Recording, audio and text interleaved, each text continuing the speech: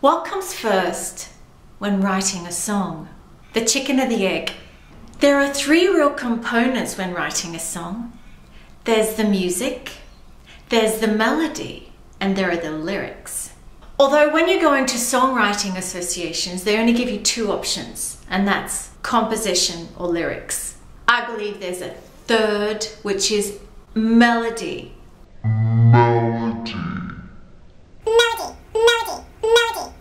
But melody is considered part of the composition because it's music.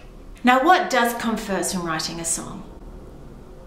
Well, if you're a musician, quite often the music will come first. And that happens by knowing your chord structure and your chord patterns and knowing what style you like, and then playing around with them so it fits into a nice arrangement.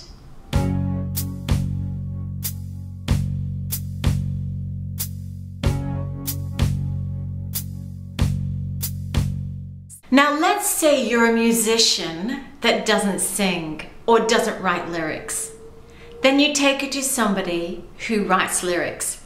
A bit like Elton John and Bernie Taupin. They were a great team. For Elton, who played piano, and Bernie, who wrote the lyrics.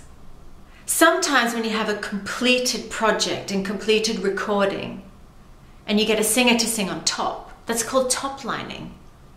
And they come up with their own melody and lyrics.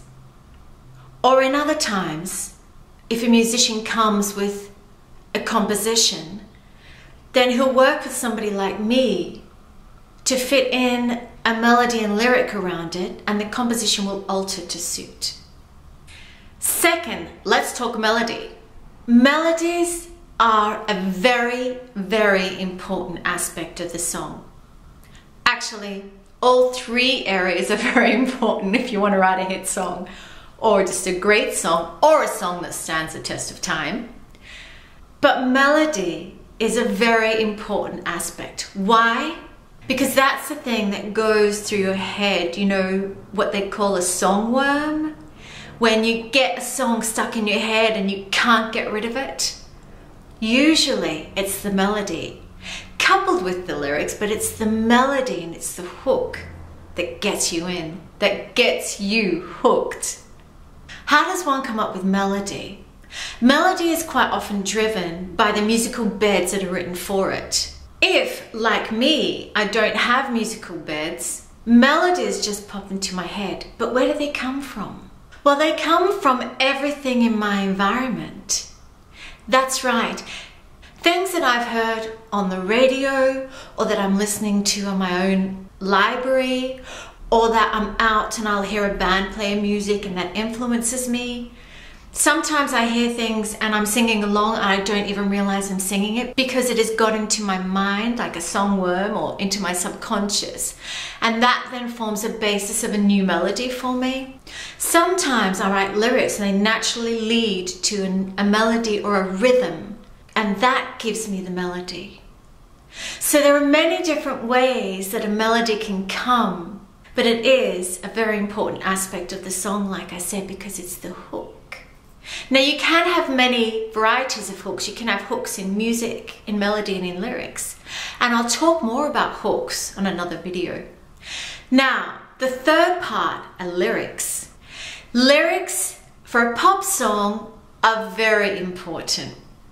I wonder if they are very important actually. When I'm thinking of a song recently, Despacito, which is a huge worldwide hit, and because I do Latin dancing now, I do love it.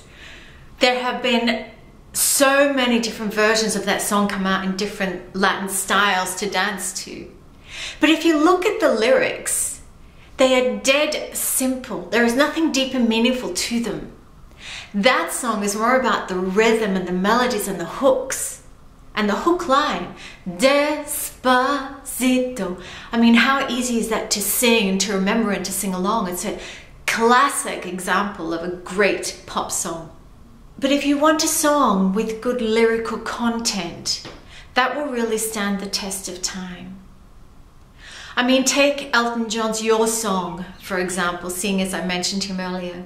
And seeing as I sang in an ABBA band for so long, one of my favorite songs of theirs, which was I believe the last song they ever recorded as a group was a song called The Day Before You Came.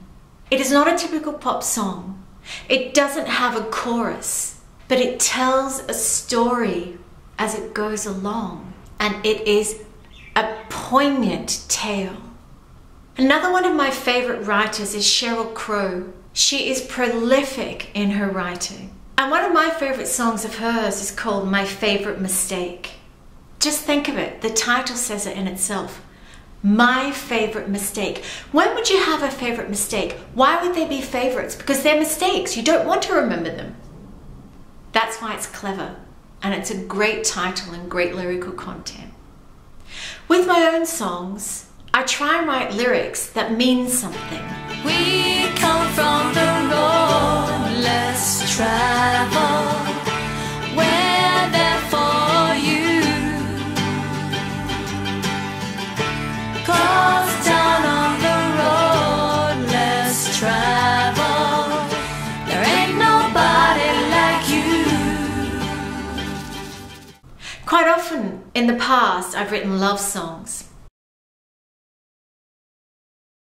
And I was writing from my own personal experience. It's funny, at the time I didn't realize I was doing that. My songs are very reflective of the time and the feelings and the events I was going through at the time of writing.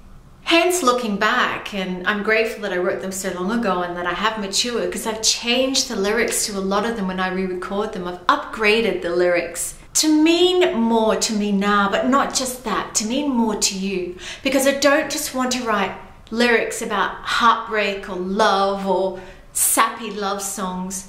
I want lyrics these days that make a difference in people's lives, that uplift you or make you think. So on my next album and on my future albums, you'll see songs like that have reworked lyrics. You won't know the original lyrics, of course, unless you sign up to my membership site. Then you'll get to see them. But this is not a blatant plug. I'm more talking about what makes a great song. In summary, you have the music, the melody, and the lyrics. You get those things right, and you can write some great, great songs that people love. And hopefully, you'll love what I've done. Thanks for listening. Thanks for watching. I've got my subscribe links up, so check out my other videos and subscribe to my channel. Give me a thumbs up, and if you want to know more, leave a comment.